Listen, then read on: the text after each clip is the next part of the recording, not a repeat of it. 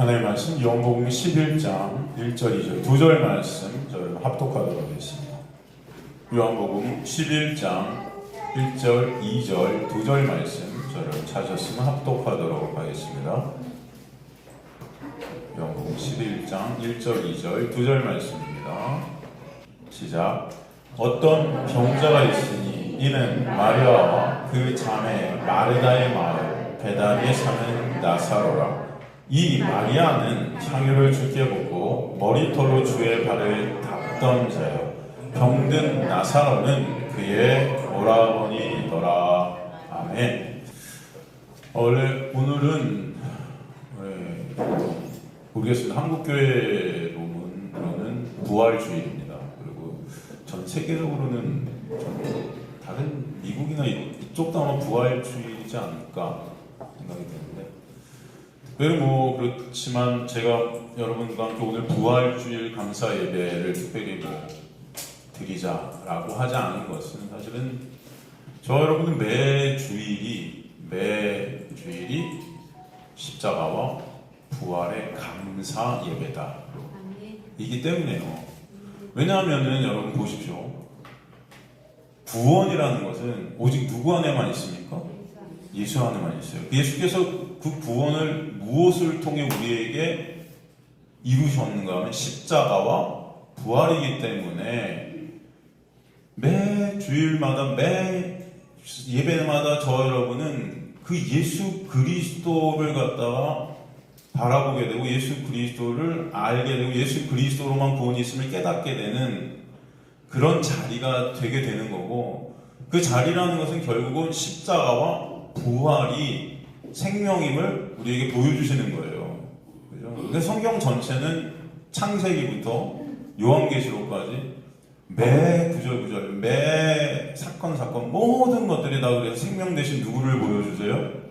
예수를 보여주시고, 예수께서 이 땅에 오셔서 하신 그 십자가와 부활의 역사, 그 역사에 그 십자가는 뭐예요? 여러분, 십자가는 나라는 그 육의 죽음이죠. 예수와 함께 예수는 여러분, 나사렛 예수는 당시 예수라는 이름은 많았어요. 그 예수라는 이름이라는 것은 육을 뜻해요. 인간의 이름.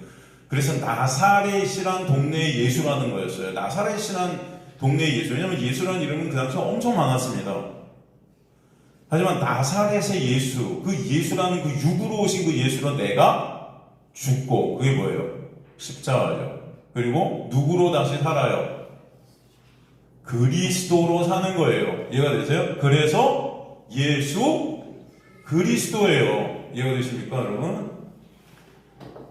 그걸 갖다 우리가 어떻게 그 예수로 죽고 그리스도로 살게 되는 것인가라는 것은, 그게 기본이 뭐예요? 기본이 무엇을 통해서 우리가 예수로 죽고 그리스도로 사는 것입니까? 네? 어떤 게 근간이 되는 거예요? 뭐가 근간이에요, 여러분? 약속이 근간이 되는 거예요. 약속, 언약. 하나님께서 그렇게 시스템을 만드신 거예요. 이해가 되세요? 그래서 성경이 다 뭐예요? 약속인 거예요. 그래서 성경 구약, 신약, 뭐예요 이게? 약속, 묶을약, 묶을속, 끈이에요. 그래서 그 약속의 근간이 되어 예수 그리스도와 함께 우리가 어떻게 돼요? 묶인 거예요. 여러분, 이거는 우리 완전 기초죠? 완전, 근데 여러분 처음 듣는 것 같은 표정을 지으시면 안 됩니다. 이거 완전 기초. 이거는 우리 상가 요즘 안 보이지만 하여튼가, 그죠 여러분?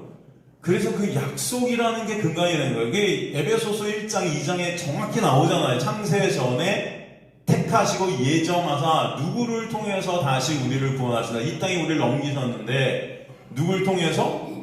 아들 대신 예수로 구원을 다시 있게, 재창조의 역사, 그걸 통해서 하나님의 놀라운 은혜를, 그 영광을 우리로 찬송케 하게 하심이라가 목적인 거예요. 그래서 매순간 그 십자가와 부활의 은혜를 여러분이 아는 자들이 되는 거, 그게 하나님이 역사하고 성령이 우리 안에 오신 것을 깨닫게 하시는 거죠. 그래서 내가 예수와 함께 죽고 그리스도와 함께 부활했구나. 예수 그리스도 안에 묶였구나. 그 예수만 생명이구나. 그래서 매 주일, 매 일요일마다 저희가 말씀을 나누는 그 기본은 십자가와 부활이구나. 그래서 사실 부활절 감사 예배라는 것이 사실은 저와 여러분에게는 매주일이다. 그래서 오늘 특별히 부활절 감사 예배 그렇게 드릴 필요가 있다 없다? 없어요. 매주일이니까. 제가 여러분 한번 생각해 보세요. 제가 매 일요일마다 아니면 매 수요일마다 말씀을 증거하는데 십자가와 부활에서 벗어난 말씀을 증거하는 적이 기억나세요? 기억나세요? 한번 기억나시면 저한테 말씀해 주세요. 없을걸요? 왜? 그죠? 그게 생명이기 때문에 여러분에게 그 생명이 아니면 우리는 여기 올 필요가 없어요. 여러분에게 하나님의 은혜가 임했다는 것은 예수라는 그 은혜의 본chất 예수라는 생명이 입혀졌다는 거거든요. 그 예수만 생명이, 그래서 그 예수라는 생명을 아는 자들이 되게 하시는 역사가 있게 하시는 거예요. 그죠? 그래서 저 여러분의 말씀에 모든 거, 예수가 뭐래요? 이 성경 전체가 다 누구에 대해서? 나에 대해서 말하고 있다. 그죠? 다 나다. 왜? 예수만 생명이니까. 여러분 그 생명 대신 예수 안에 없다면은 여러분이 뭘 하든 상관이 없는 거예요. 그거는 그냥 죽음입니다. 교회를 아무리 열심히 나오면 뭐가 있어요? 교회 와서 예수를 모르면 죽음이에요. 말만 교회인이고 말만 성도고 상관이 없어요. 그죠? 여러분 그걸 잊지 마세요. 예수만 생명이다. 그래서 부활의 생명, 십자가의 역사, 그 모든 예수예요. 예수 그리스도와 묶여진 놀라운 은혜 가운데 여러분이 살게 되었으면 오늘도 보게 하시는 것입니다. 그래서 아는 저 여러분 되시기 간절히 소망합니다. 그래서 오늘 우린 드디어 요한복음 11장으로 넘어가면서 우리의 마지막 표적 사건, 7번째 표적 사건인 나사로를 살리신 이야기를 보게 돼요. 이것도 마찬가지로 결론적으로는 예수 그리스도의 십자가와 부활이다. 이것도 그죠? 우리가 요한복음을 처음에 이렇게 살필 때 여러분 요한복음은 크게는 두 부분으로 나눠질 수 있고요. 작게는 네 부분으로 나눠질 수 있다고 했어요. 혹시 기억 안 나시겠죠? 안 나실 거예요. 괜찮습니다. 다시 한번 기억하세요.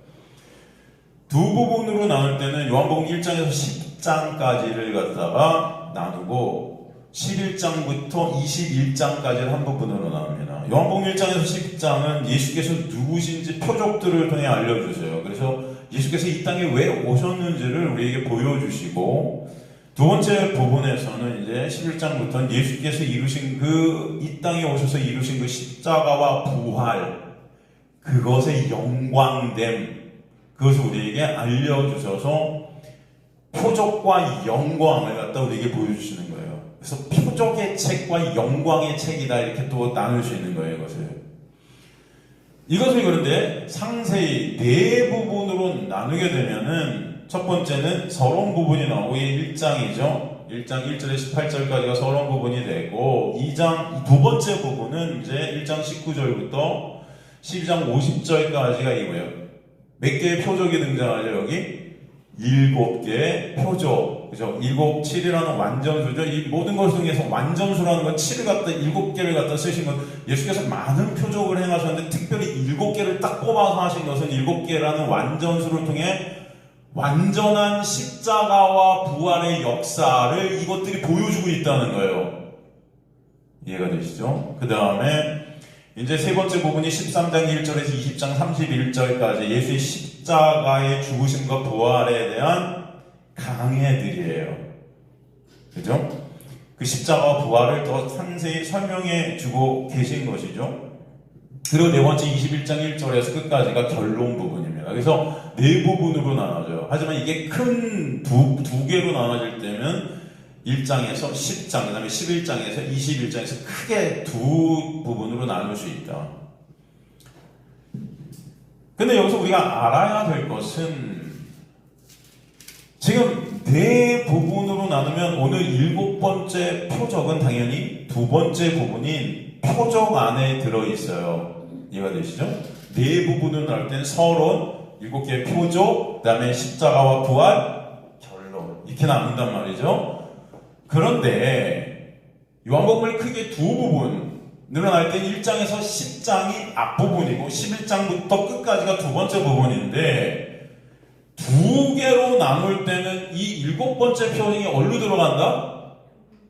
첫 번째로 들어가지 않고 보통 첫 번째까지가 6개 표적이 다 들어가 있는데 이 나사로의 표적 7번째 표적만 두 번째로 들어가고 있어요. 이유가 뭘까요? 이유가 뭘까요, 여러분? 이게 다 우리가 다 이미 공부한 내용이지만 여러분, 그죠? 이 마지막 7번째 나사로의 죽음과 부활이라는 이 7번째 표적은 특별히 더 상세히 13장부터 말씀해 주시는 예수님의 십자가 부활을 정확하게 보여주고 있기 때문이다.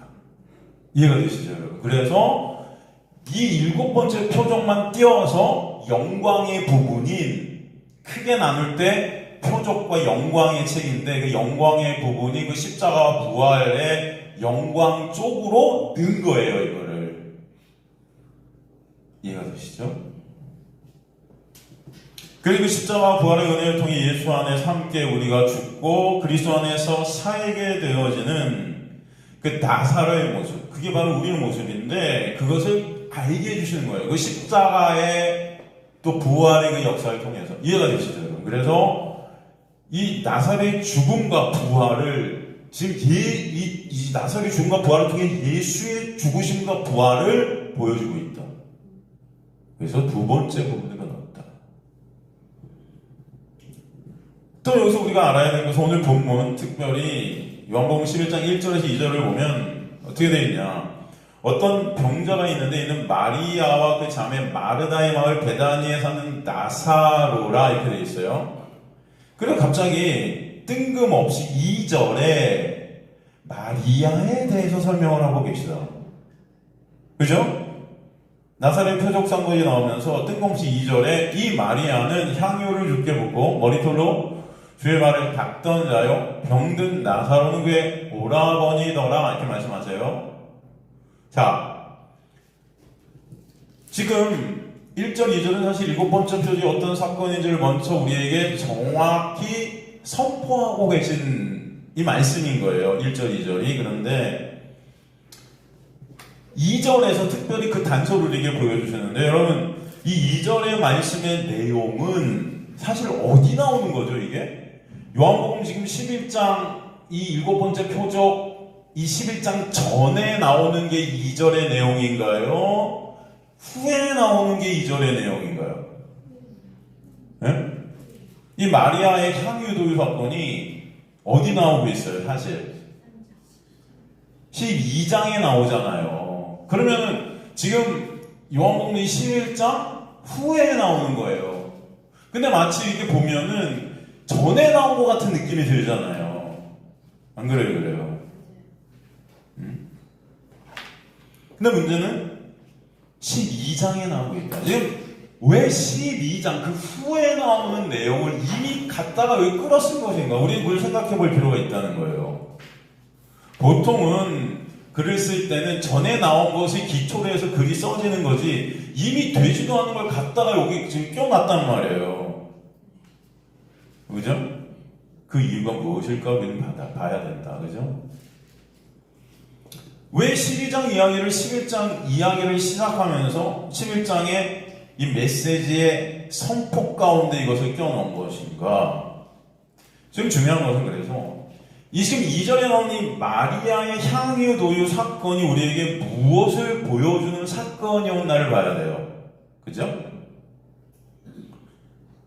예수께서 이 마리아의 향유 도유 사건을 정확히 뭐라고 설명해 주셨냐면 요한복음 12장 7절에 보면은 뭐라고 되어 있습니까? 예수께서 이르시되 그를 가만두어 나의 모할라를 위하여 장례할 날을 위하여 그것을 간직하게 하라. 어떤 단어가 나오죠 여기서? 장례라는 단어가 나왔다. 지금 마리아의 향유 도유 사건에서 이 장례라는 단어를 갖다 쓰신 것은 이 마리아의 향유 도유 사건이 지금 예수의 장례를 보여주는 사건이었다. 예수님의 장례는 구체적으로 뭡니까? 십자가와 부활인 거예요. 그죠?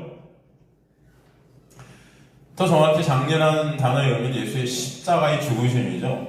그래서 이 시장에 나오는 이 십자가의 죽으심의 역사를 보여주는 내용을 11장 초반부에 명시해서 지금 11장이 출발하게 하시는 것은 이 11장의 나사로의 이야기가 바로 예수 그리스도의 십자가의 죽으심과 부활을 그대로 우리에게 보여주고 계신다는 것을 알게 하시는 거예요. 그죠? 성경을 여러분 보실 때, 그죠? 이런 것들을 꼼꼼하게 우리가 살피게 돼야 됩니다. 그래서, 성경 전체는 그 예수 그리스도의 십자가와 부활을 우리에게 보여주시는데, 오늘 7번째 표적이 더군다나 더 그것을 상세하게 조명해 주시고 계시구나. 이것을 알 수 있다. 그죠, 여러분? 그래서 장례 얘기를 갖다가 이미 12장의 얘기를 11장에 끌어다가 선포해 주심으로 7번째 표적인 나사로의 죽음과 부활이라는 것이 바로 예수의 죽음과 부활로 인함이구나 라는 것을 깨닫게 하십니다. 그리고 성경 전체는 여러분 어떤 구조로 되어 있다? 성경 전체가 어떤 구조로 되어 있다 제가 항상 그러죠 여러분? 이제 여러분이 배고플 때 드시는 샌드위치 구도로 되어 있다. 그죠? 그래서 창세기와 요한계시록이 사실은 같은 내용이고 중간의 것들이 그것을 다 설명해 주고 있다. 요한복음도 마찬가지죠. 요한복음도. 첫 번째 표적과 7번째 표적은 사실 동일한 이야기이고 이 첫 번째 표적과 7번째 사이에 두 번째에서 6번째 표적이 이것을 다 보완해 주고 있어요. 그래서 7번째 표적 전체가 바로 십자가와 부활을 정확히 우리에게 설명해 주고 계시다라는 것을 보여주세요. 그죠? 자, 그래서 첫 번째 표적도 여러분 숫자가 뭐가 등장해요? 사실 7이 등장하는 거예요. 목사님 7 등장한 적 없는데 첫 번째 표적에 있어요 없어요? 7 없어요 있어요? 등장한 적 없는데 어디 7이 나와요? 네? 우리는 이거 다 공부했잖아요 여러분 기억나시죠?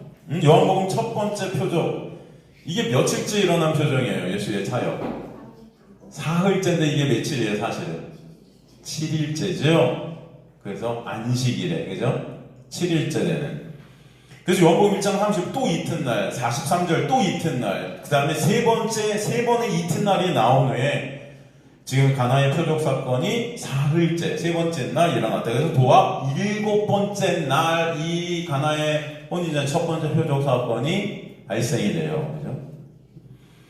그래서 이 가나의 혼인잔치가 그래서 안식 즉 하나님의 통치 그 다스림 안식일이라는 것은 안식이라는 것은 하나님의 통치가 온전히 이루어진 것을 우리에게 뜻하는 거예요. 그죠? 그래서 하나님의 놀라운 통치 안에 우리가 있게 되었어. 그래서 우리가 진정 하나님께 모든 것들을 다 맡겨드리게 되는 안식일 안에 있는 거죠. 하나님의 모든 통치 가운데 우리가 있게 되는 거예요. 하나님의 주권 가운데 있게 되는 거죠. 그래서 그 하늘의 천국 잔치를 보여주고 계시고 그 천국 잔치는 오직 예수께서 무엇을 통해 이루셨다? 십자가와 부활을 통해 우리에게 이루셨다는 것을 보여주세요. 그래서 이 7이라는 숫자가 중요한 겁니다.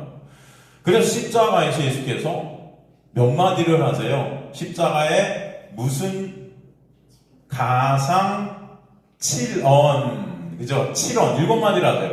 그 7언의 마지막이 뭡니까 여러분? 7언의 마지막이 뭐죠? 에? 마지막에 뭐 여러분 우리 기독교 맞죠?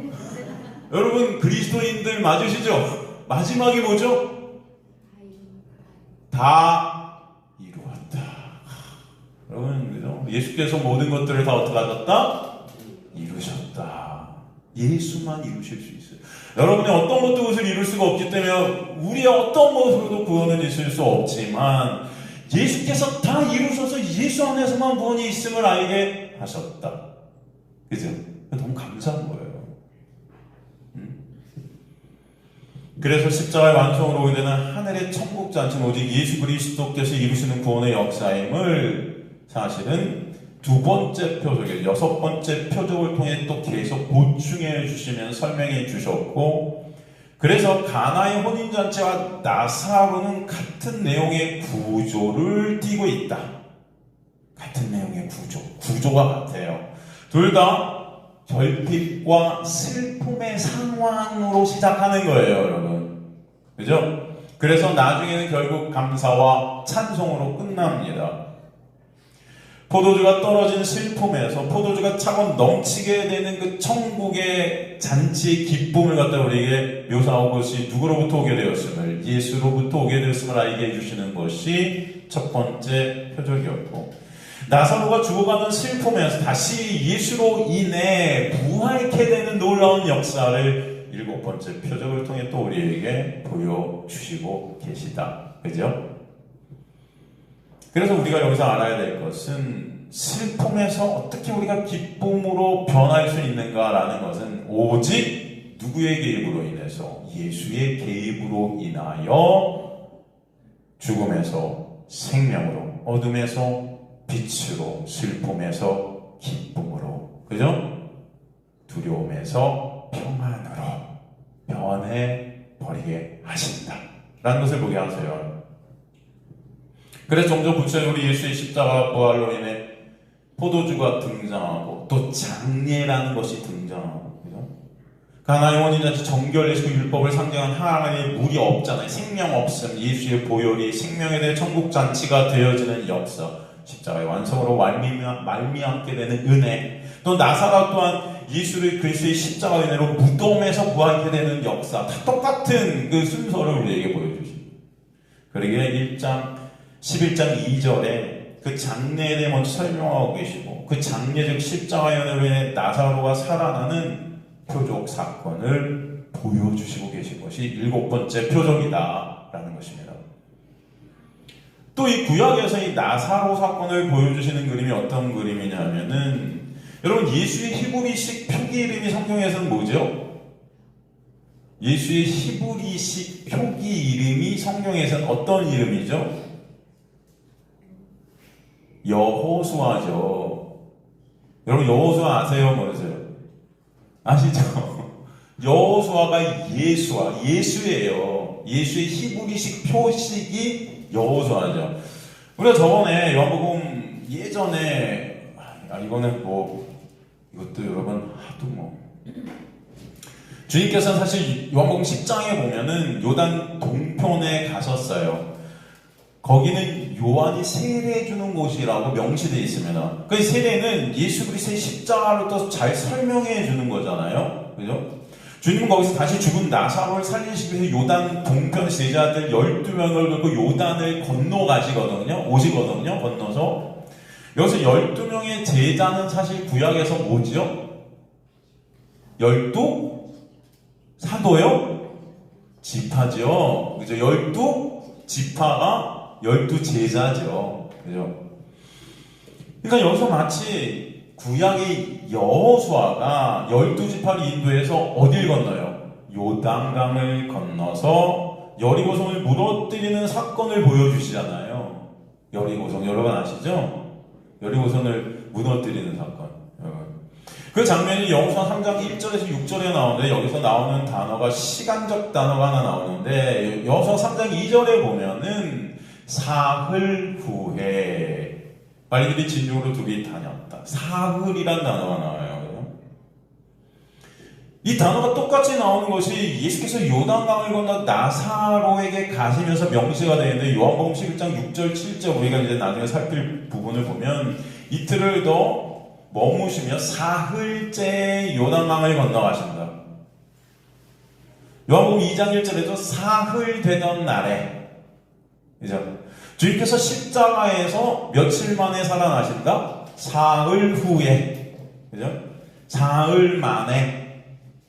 요나가 물고기 백성에 며칠 동안 있었다? 사흘 동안.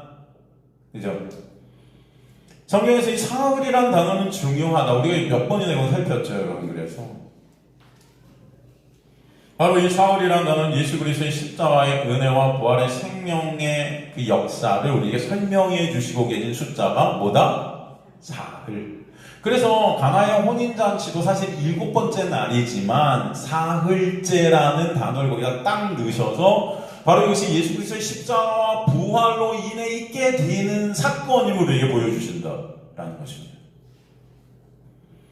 그러니까 이스라엘이 홍해를 건너 요단강을 건너 약속의 땅, 즉 생명의 땅 가나안으로 들어가는 것, 또 요나가 저주의 바다 속에서 다시 생명으로 가게 되는 그 역사, 또 가나의 혼인잔치, 무리변의 포도주로 되어지는 놀라운 은혜의 역사, 약속의 땅에서의 하나님의 나라에서의 잔치를 우리에게 보여주는 역사, 또 나사로가 죽음에서 부활로 나오게 되는 그 역사, 다 같은 역사다. 그냥 구약 전체, 신약 전체는 바로 예수의 십자가와 부활을 우리에게 정확히 다 설명해주고 계신다. 그죠? 그런 나사로 같이 죽음 안에 죄로 죽어있는 우리가, 저와 여러분이 예수의 놀라운 십자가의 은혜, 부활의 은혜로 살아남을 알게 해주시는 말씀이 오늘 이 7번째 표적이다 라는 것을 알게 하시는 거예요. 그죠? 그래서 다시 우리가 돌아가서 이제 본문을 조금 살펴보면 오늘 1절, 2절을 우리가 본문을 한번 보겠습니다. 1절, 2절의 배경을 단어 하나하나를 통해 살펴보도록 할 텐데, 먼저 1절에 나오는 장소와 등장인물의 이름을 한번 볼게요. 이것들이 다 예수 그리스도의 놀라운 십자가 은혜를 우리에게 설명해 주고 계신다. 그죠? 먼저 장소의 이름이 명시되어 있어요. 나사로가 어디 사람이라고 그러죠? 어디에 사는 나사로라고 그러죠? 베다니에 산다. 베다니라는 장소가 정확하게 명시가 되어 있죠. 여러분, 베다니라는 이름의 뜻이 무엇일까요? 헬라어로 이 베다니는 베다니아스라 그래요. 베다니아스. 히브리어로는 베트아니아 이렇게 됩니다. 베트아니아. 베다니아스가 헬라어고요. 히브리어는 베트아니아. 뜻은 뭐냐? 이 뜻이 중요하겠죠. 사실 고통의 집이다. 뜻이 뭐다? 고통의 집이다. 가난하고 고통받는 자들의 집. 그러니까 인간의 의로 인한 고통과 정죄의 집. 이 베단이라는 것은 그래서 무화과의 집이란 뜻이에요. 무화과 나무 아시죠? 성경에서 무화과 나무는 뭘 뜻해요, 사실 여러분? 율법 안에 갇혀있는 인간들의 모습, 율법의 의의로 잎은 무성하게 쌌어요. 율법의 의의로 하나님의 말씀 지켜서 내가 마치 열매를 맺을 것 같이 잎이 막 이렇게 막 많아요. 근데 열매가 맺혀져요, 안 맺혀져요? 그렇지, 안 맺혀요. 목사님 무화과 열매 있잖아요. 무화과라는 뜻은요, 여러분, 열매가 없다는 거예요. 무화과. 이것은 그게 열매가 아니고요. 무화과는 나무의 특징이 뭐냐면 꽃들이 모여서 열매같이 보이는 거예요. 그것을 우리가 먹는 겁니다, 사실은. 그건 열매가 아니에요, 그래서 무화과 나무 열매를 가짜 열매라고 해요. 이해가 되세요? 그냥 그것은 열매라는 것을 맺을 수 있어요. 근데 보기에는 잎이 무성하니까 열매가 있을 것 같은 거예요. 예수께서 그 잎이 많은 무화과 나무 가서 어떻게 하시죠? 저주하시죠. 그럼 무화과 나무는 구약에서 어떤 나무일까요? 어떤 나무를 상징한다 그랬죠? 무화과 나무가 구약에서는 어떤 나무죠? 네? 선악과. 지금 율법 안에 갇혀있는 인간들의 모습. 그죠? 율법을 통해 선악과 통해 인간들이 죽잖아요. 그럼 무화과 나무는 죄 가운데 갇혀 율법 안에 갇혀 율법의 의의로 아무리 많이 우리가 뭔가를 해도 결국은 말라 죽는다라는 걸 보여줘요. 그죠, 여러분?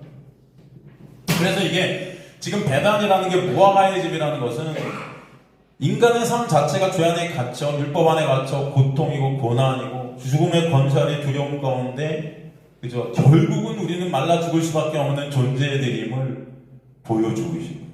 지금 이 나사로의 나사로의 상황이 바로 배단이라는 이 율법의 집, 고통의 집 안에 갇혀있는 모습이라는 것을 우리에게 설명해 주시는 것이죠.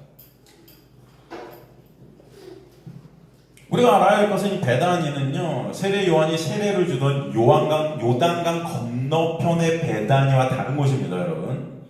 그렇기 때문에 1절에서 지금 마리아와 그 형제 마르다의 촌 배단이라는 설명을 붙여 넣으신 거예요. 우리가 여기서 알아야 될 것은 그 배단이 고통의 집의 이름을 지금은요, 사람들이 이제 더 이상 배단이라고 부를까요? 안 부를까요? 안 불러요. 지금은 이 배단이를 갖다 알에이자리아라고 불러요. 알에이자리아라는 것은 이제 더 이상 이 배단이라는 이름, 지명의 이름을 사람들이 안 써요. 지금은 알에이자리아라고 지금은 불러요. 그곳을. 이 뜻은 뭐냐면은 나사로의 마을 이렇게 불러요. 지금은 베다니가 나사로의 마을로 이름이 변했어요. 왜 변했을까요? 예수로 인해서. 그죠? 고통받아 죽을 수밖에 없는 베다니가 예수의 오심으로 인해서 이제는 하나님은 도움이시라는 나사로의 마을로 변했다. 그죠? 하나님의 은혜로 하나님이 도우셔서 생명이 된 마을이 된 거예요. 나사로라는 마을이 된 거예요. 나사로의 뜻이 뭐라고 그랬어요?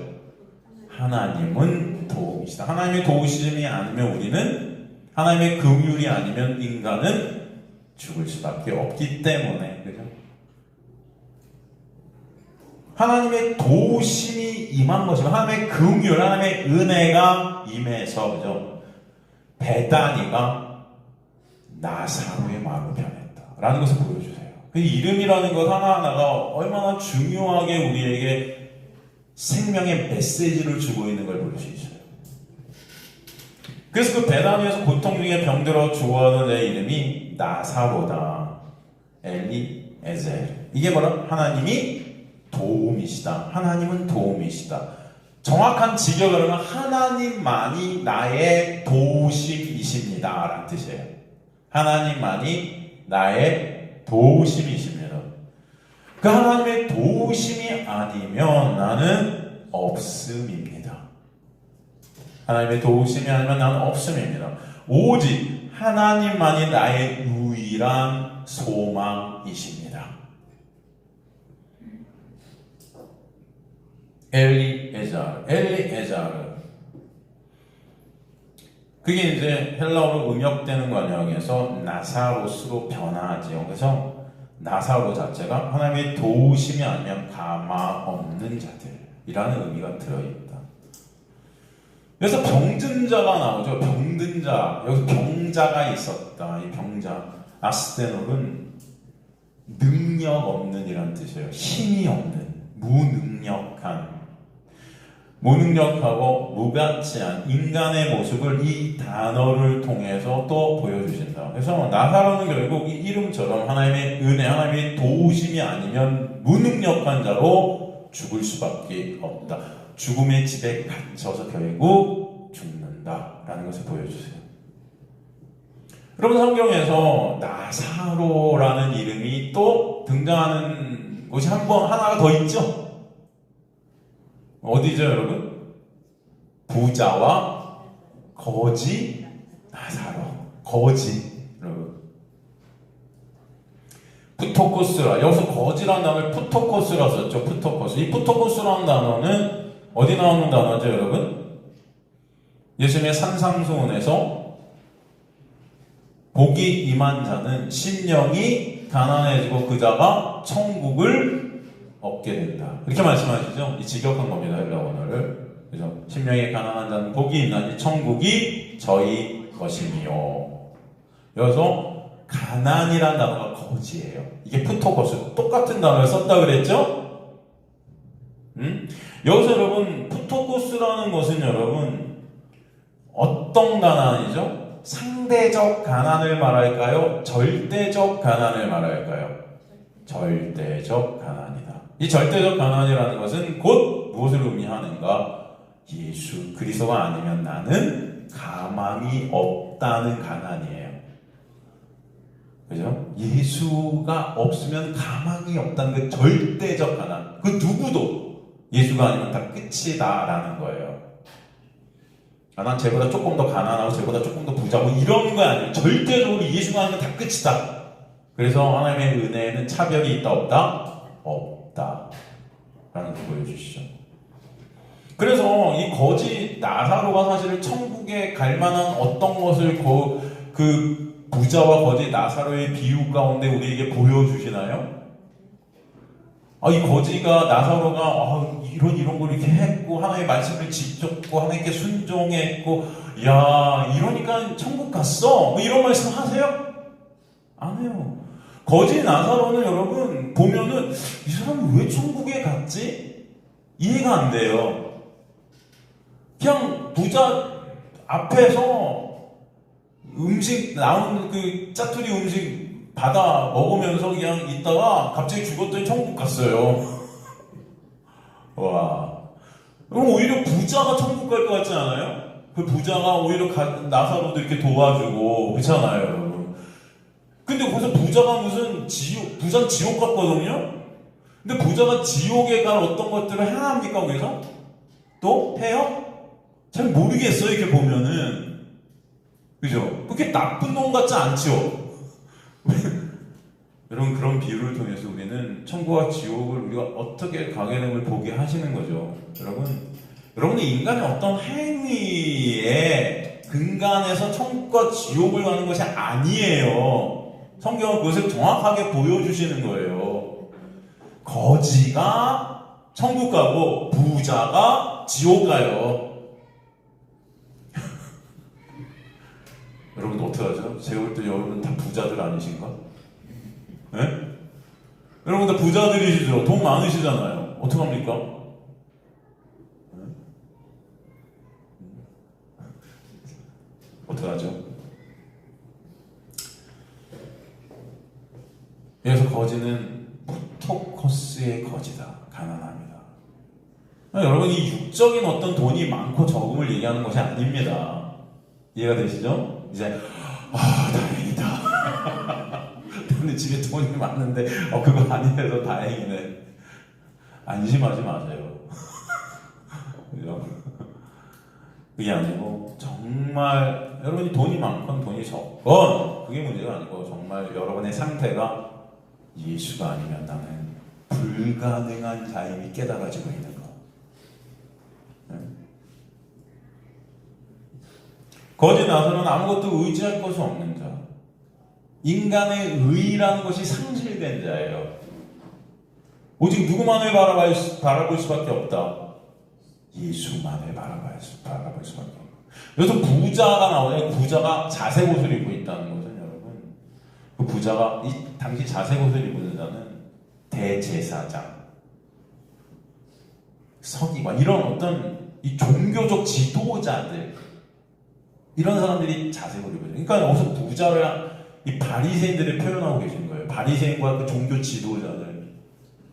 그들 중에도 부자가 있고 가난한 사람이 있을 수 있겠지만 문제는 그들이 부자라는 것은 그들이 행한 어떤 것으로 그들은 다 의를 쌓고 있고 그들의 어떠한 것으로 자신들은 천국에 갈 수 있다고 착각하고 있다는 거예요. 거지라는 것은 나의 어떤 것으로도 나는 천국에 들어갈 수 없음을 그런 나의 실존적 존재를 정확하게 깨닫고 있다는 거예요. 그래서 여러분 거지가 천국 가고 부자가 지옥 가는 거예요. 이해가 되시죠? 예수가 아니면 안 된다는 것을 아는 거예요. 그래서 나사로인 거예요. 거지 나사로. 예수의 은혜가 아니면 나는, 예수의 도움이 아니면 나는 가망 없다는 것. 이것을 깨달으다가 거진 거예요. 저와 여러분이 하나님의 그런 은혜가 임할 때 우리는 거지들이 되게 하신다. 여러분은 거지 되게 되는 자들이다. 그런데 이게 너무 싫다. 그죠? 내가 어떤 하나님 앞에 쓸만한 어떤 것들이 조금이라도 갖고 있는 게 우리 기쁨이 될 텐데, 난 평생 이런 거 했어요, 하나님. 평생 난 이렇게 하나님을 섬겼어요.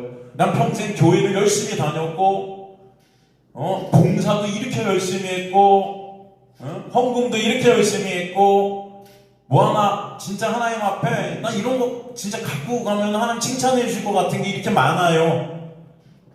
부자들인 거예요, 이게. 근데 지금 교회에서는 다 이거 추구하고 있죠. 이래야 천국 가면 상 많이 받고 칭찬받고 그런다고. 그래서 예수님 앞에 딱 쓰잖아요. 주님의 이름으로 병자들도 고치고, 주님의 이름으로 귀신도 내쫓고, 주님의 이름으로 할렐루야. 우린 다 이걸 추구하고 있어요. 그죠? 주님의 이름, 주님 능력 주서 주님의 이름으로 나갑니다. 주님의 이름으로 귀신도 물러가라! 막 하고 있잖아요. 지금 막 교회들에서. 예수께서 뭐라고 해요? 난 너를 도무지 알지 못한다. 근데 거기서 거지가 나오는 거예요. 저는 아무것도 진짜 한 게 없는데. 예수님께서 그를 천국으로 들이시죠. 세리, 가슴을 치면서 나는 죄인이라 불쌍해요. 아무것도 주님 앞에 내세울 게 없는데 이 세리가 의롭다함을 얻었느니라.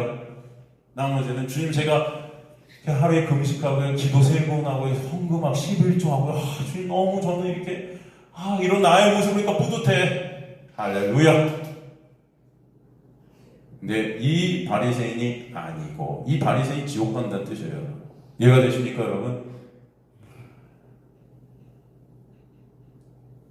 슬픈 현실이죠. 지금 병자 나사로도 같은 거예요. 뭐 거지 나사로보다는 많이 가진 것 같아 보이지만 가망이 없어요. 지금 병들어 죽어가요. 끝났어요, 여러분. 이해가 되시죠? 거지 나사로보다 능력이 있는 것 같긴 한데 병이 들어서 이제는 가망이 없다. 이게 우리의 실존이다. 둘 다 하나님의 은혜, 도우심이 아니면 끝인 거예요.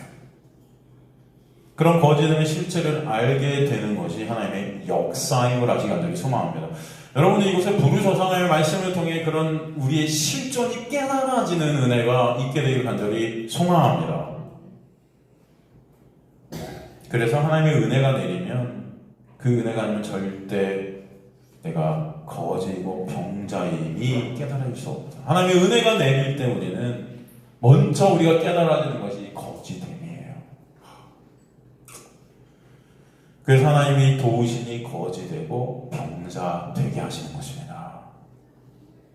첫 번째 표적이 것이 포도주가 떨어진 모습, 더 이상 결혼잔치를 진행할 수 없게 된 결혼잔치가 상실된 모습, 바로 이게 나사로의 모습인 거죠. 죄 가운데 죽어 있는 인간의 실존. 그래서 거지 나사로는 거지이기 때문에 천국 가는 거예요. 거지 되게 하셨기 때문에 천국을 소유하게 되는 것이에요. 하나님의 도우심의 역사가 아니면 저 여러분 그래서 천국에 갈 수 있다 없다? 없다. 근데 부자 간원이 나오잖아요. 부자 간원이. 근데 못 가잖아요. 결국 떠나잖아요. 근데 보니까 이 부자는 이 부자됨을 인간 스스로의 힘과 노력으로 절대 놓을 수 없다는 것을 보여주죠. 그래서 결국 떠나요. 그런데 제자들 그럼 누가 천국 갑니까? 누가 천국 가요? 예수께서 뭐라고 그래요? 너희로서는 할 수 있다 없다? 없다. 그런데 누구가 하신다? 하나님께로부터만 하신다. 하나님만으로만 된다 이게. 그러니까 우리의 구원, 인간의 구원이라는 것은 오직 은혜가 아니면 안 된다라는 것을 보여주죠. 성경 전체는 그래서 은혜의 본체 대신 예수로만 구원이 있음을 알게 해주신다라는 것입니다. 예수의 십자가의 은혜가 아니면 우리는 끝이에요. 그래서 우리 부자됨이 탈탈 털어지게 하시는 은혜 가운데 우리는 이제 빈손 들고 나가 무엇만을 붙잡게 하세요? 십자가만을 붙잡게 하십니다. 여러분이 빈손이 아니면 인간들은 십자가를 붙들 수 없는 자들임을 알게 하시는 거예요. 내가 어떤 가진 것이 있다 할 때 여러분은 십자가를 바라보지 못해요. 그래서 하나님의 은혜는 여러분에 있는 것들을 다 털어내셔서 십자가만을 바라보게끔 역사하신다 라는 것입니다. 그래서 이 젊은 부자 가난도 여러분 뭐예요? 내가 무엇을 하여야 영생을 얻을 수 있나요? 라는 질문 자체는 내가 지금 어떤 행위로 천국을 갈 수 있다고 착각하고 있는 거예요. 나의 어떤 모습으로. 그냥 주어가 다 뭐예요? 나예요. 내가 뭘 하면 됩니까? 어떻게 내가 기도하면 응답을 얻을 수 있죠? 교회들이 다 그러잖아요. 교회들이 이렇게 설교를 들어보면 다 제목이 뭐예요? 이렇게 기도하면 응답받는 법. 어떻게 기도하면 응답받는 법. 어떻게 기도하면 하나님을 기쁘시게 하는 법. 아니 그렇게 율법의 소리를 빼내셨는데도 여전히 우리는 법들을 얘기하고 있어요. 지겹죠? 인간의 참 이 율법 안에 갇혀있는 이 육적 모습은요 정말 끝까지 법이에요. 끝까지 법이다. 여전히 나라는 가능성을 챙기는 거예요. 뭘 하면 은혜 받는가. 그래서 교회에서 그거 가르쳐주는 거잖아요. 이번 우리 주제는 무엇을 우리가 할 때 하나님이 은혜를 주실까? 어떻게 기도할 때 하나님이 응답하실까? 뭐 이런 것들을 다 교회에서 얘기해 주잖아요. 그럼 사람들은 그게 좋은 거예요. 이것만 하면 될 것 같으니까. 복 받는 방법이야. 이것만 하면 돼. 이게 쉽죠, 여러분. 그죠? 어떤 게 쉬우시겠어요? 우리가 진짜 이건 예입니다. 예를 들 때 제가 예수 그리스도를 여러분이 사랑해야 복이다. 예를 들어요. 안 되지만 예수님을 사랑할 때 우리가 복 받는 거랑 이런 거 하면은 복 받는 거랑 어떤 게 더 쉬워요? 네? 보이지 않는 그 예수님을 사랑하는 게 쉬워요? 여러분이 몸을 이렇게 하는 게 쉬워요? 그럼 하는 것도 안 되지만 그냥 이 사탄 마귀는요, 여러분 어떻게든 예수 못 보게 하는 거예요. 여러분의 행위로. 나 이런 거 했어요. 다 내 행위, 날 다 보고 있는 나. 믿음이 온전히 예수를 바라보라고 계속 그렇게 말씀해 주시고 계신데도 다 나만 봐요. 나만. 내가 뭐 했나? 오늘 뭐 했나? 우리 성도들이 뭐 하고 있나? 우리 교회는 지금 뭐 하고 있지? 다 나의 가능성, 내 능력 이런 것들이 있다고 여기는 거야. 아무것도 할 수 없는데 뭔가를 내가 하면은 된다는 그 사실 자체가 나는 할 수 있다는 어떤 가능성을 붙잡고 있는 거예요. 그럴 때 여러분 예수님은요 그저 여러분의 그 행함을 조금이라도 도와줄 수 있는 도우미로 전락해버리는 겁니다. 하다가 조금 모자르면 이렇게 기도하는 거야. 하나님 이거 하나님 너무 힘든데 좀 도와주세요 할 수 있게. 그죠 여러분? 하나님은 여러분의 도우미가 아니에요. 근데 우리 기독교는 예수를 우리의 도우미로 전락시켜버렸다. 그러면 왕은 누구예요? 나예요. 내가 우상이네. 그래서 예수께서 이 부자 가문에 너 계명 다 지켰냐 물어보자 자신이 다 지켰다. 지켰다. 그러니까 이 행함으로 쌓은 의, 그 부자됨을 갖다 우리에 보여주시죠. 그 행함의 가능성을 붙들게 예수님은 그에게는 의존할 존재가 아니다. 말씀만 해보세요. 내가 할 테니까. 나의 행위가 의존이 되고 있는 거예요. 그래서 주님은 그에게 내 모든 것들을 팔아 가난한 자들에게 나눠주라고 하시죠. 내 모든 것들을 봐요. 여기서 이 모든 것은 그의 어떤 재산적 어떤 소유됨을 말하는 게 아니고 너를 부자 되게 한 그 가능성, 행위, 그 의, 그 너의 정체, 너를 갖다 만든 어떤 정체성들, 그 모든 것들을 다 버려져야 됨을 뜻합니다. 그래서 결국 고민하더니 근심하며 떠나요. 안 되는 거예요, 이게. 인간들이. 안 된다는 거예요. 그러니까 예수님의 이 명령을 따를 수 있는 인간이 있을까요? 없어요. 이자가 고민하면서 떠난 것은 떠나서 이것을 내가 해서 다시 주님께 찾아와 봐야지 하는 심산이 있었을 거예요. 그래, 한번 갖고 다 버려볼까? 지금은 안 되지만. 이것은 하나님의 은혜가 아니면 안 되는 인간의 모습이에요. 그래서 제자들이 그럼 누가 구원을 얻겠냐? 아까도 말했지만 없다. 부자가 천국에 들어가는 것은 낙타가 바늘기에 들어가는 것보다 더 어렵다라는 것은 불가능하다. 근데 제가 가능한 법 하나 말씀드린 적이 있죠. 낙타를 믹서기에 갈아버리면 된다. 그죠? 여러분이 그냥 갈아주면 돼요. 나라는 그 육이 십자가에서 갈아 찢어져 버리면 돼요. 그 방법밖에 없다. 그건 누가 하십니까? 여러분 할 수 없어요. 그죠? 예수께서 그래서 십자가에서 죽으시는 거죠. 인간의 인간 여러분은 절대로 저 여러분은 이 거지의 자리에 갈 수 없다라는 것을 보여주세요. 오직 은혜로만 된다. 그래서 은혜의 본체이신 누구? 예수 안에만 구원이 있다는 것을 보여주시는 비유인 것입니다. 그죠? 그래서 구원은 하나님께서 홀로 이루시는 거예요. 여러분이 지금 이 자리에서 바로 그 은혜를 우리가 조금이라도 깨닫고 알게 되는 것이 하나님의 역사다라는 거예요. 여러분의 실력이 1도 없다. 여러분 이거 어떻게 아시겠어요? 알 재간이 있어요? 있으시겠어요? 말씀 전체가 예수인 걸 알 재간이 있으시겠어요? 지금까지 30년, 40년 신앙생활에도 말씀을 읽고 성경을 읽으면서 이게 예수로 읽혀지시냐고요? 이게 여러분의 실력으로 될까요? 안 된다. 하나님의 역사라는 걸 보여주세요. 그래서 오직 구원의 역사를 통해 누구만 찬송받게 하시는 거예요? 하나님만, 예수만 찬송받으셔야 됨을 여러분의 인생을 통해 깨닫게 하시는 거예요. 여러분의 여정입니다. 신앙생활인 거예요. 그래서 내가 무엇을 하면, 내가 어떤 것을 해서 그 부자가 됐다는 그 부자됨이 무너지지 않으면, 예수가 아니면 나는 없음이 깨달아지게 되는 역사가 아니면 안 된다. 지금의 기독교는 다 하나님이 이용해 부자 되기의 종교가 된 것 같아요. 그것들을 더 막 하자하잖아요. 우리 부자 되자 그러잖아요. 하나님 말씀 지키고 순종해서 그 의 쌓는 것들이 목적이 된 종교가 돼버린 것 같아요. 그렇기 때문에 나사로의 모습은 오히려 하나님의 놀라운 은혜가 있면 하나님의 백성의 모습이다라는 것을 설명해 주세요.